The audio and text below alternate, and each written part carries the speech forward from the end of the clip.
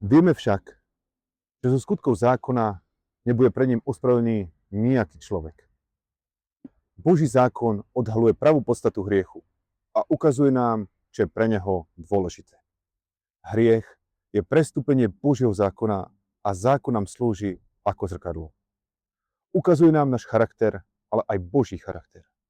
Jeho prikazania nás učia láske k Bohu a k blížnym. A nie sú bremenom, ale cestou k slobode a správnym vzťahom. Keď vnímame zákon cez lásku a vieru, každé prikázanie sa stáva darom. Zákon nie je len súbor pravidiel, ale nástroj Božej múdrosti, ktorý ukazuje, ako žiť v súlade s jeho plánom. Myšlienka na zamyslenie. Zákon ukazuje, ako žiť v láske k Bohu a blížnym. Jeho pochopenie cez vzťah a vieru nás vedie k slobode a harmónii. Otázka pre teba. Ako by sa zmenil tvoj život, keby sa Boží zákon lásky stal stredobodom tvojich vzťahov a každodenných rozhodnutí?